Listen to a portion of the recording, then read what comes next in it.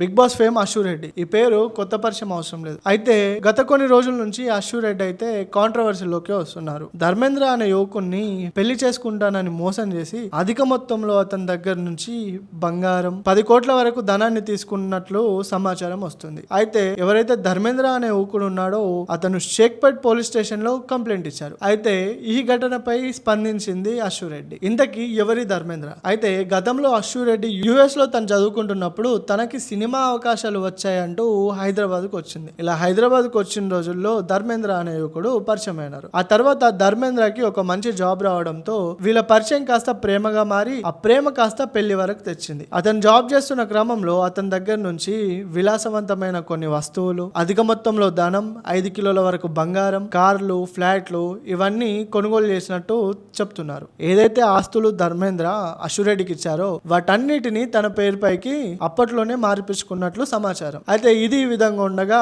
గత సంవత్సరంలో అశు రెడ్డికి ధర్మేంద్రకి నిశ్చితార్థం చేద్దామని పెద్దలు నిశ్చయించుకున్నారు. అయితే ఇది కాస్త హడావిడిగా జరిగిపోయినట్లు సమాచారం ఉంది. ఆ తర్వాత పెళ్లి గురించి మాట్లాడేసరికి అశు రెడ్డి వాళ్ళు ముఖం చాటేశారని ధర్మేంద్ర తండ్రి వెల్లడించారు. అయితే తన కొడుకుని పెళ్లి చేసుకుంటానని మోసం చేసి అధిక మొత్తంలో డబ్బు తీసుకుంది, తిరిగి మా డబ్బు మాకు కావాలని షేక్పేట్ పోలీసులను ఆశ్రయించారు ధర్మేంద్ర తండ్రి. అయితే ఇతని పాయింట్ ఆఫ్ వ్యూ ఈ విధంగా ఉండగా దీనిపైన అంటే ఏదైతే ఈ ఘటన జరిగిందో దానిపైన అశు రెడ్డి స్పందిస్తూ ఒక ఆడియో కాల్ అయితే బయటికి వచ్చింది. ఆడియో కాల్లో నేను నీ దగ్గర తీసుకున్న డబ్బు నీకు త్వరలోనే తిరిగి ఇస్తాను, కాకపోతే దానికి కొంచెం సమయం పట్టొచ్చు, ముందుగా మేలోపు నీకు 1.5 CR నేను అకౌంట్ త్రూ కొట్టేస్తాను, ఆ తర్వాత నా కెరియర్ బాగున్నప్పుడు తిరిగి నీ ధనం నీకు ఇస్తానంటూ తను మాట్లాడిన ఆడియో లీక్ అయితే ధర్మేంద్ర చేశారు. ఇది ఈ విధంగా ఉండగా అశు రెడ్డి ధర్మేంద్ర కలిసిన రీల్స్ కూడా సోషల్ మీడియాలో వైరల్ అయినాయి. ఒకసారి అశు రెడ్డి మరియు ధర్మేంద్ర మాట్లాడిన మాటల్ని వినండి. నేను ఇప్పుడు నీకు మళ్ళీ చెప్తున్నాను,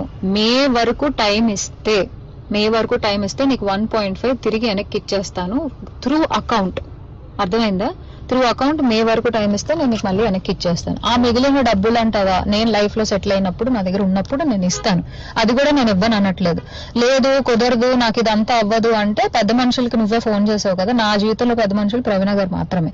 సో ఆ ప్రవీణ అక్కకి వేణుస్వామిని పెడతావా లేకపోతే ఇంకెవరినైనా పెట్టుకుంటావా, నేను పిలుస్తాను, నువ్వు పిలుచుకో. ఓకే, నేను ఇంకా నీ ముఖం చూడాలనుకోవట్లేదు, ఈ విషయం గురించి మాట్లాడాలనుకోవట్లేదు. నాకు మే అనే ఒక్క టార్గెటే కనబడుతుంది, మే వరకు నేను నీకు డబ్బులు ఇవ్వాలి అంతే.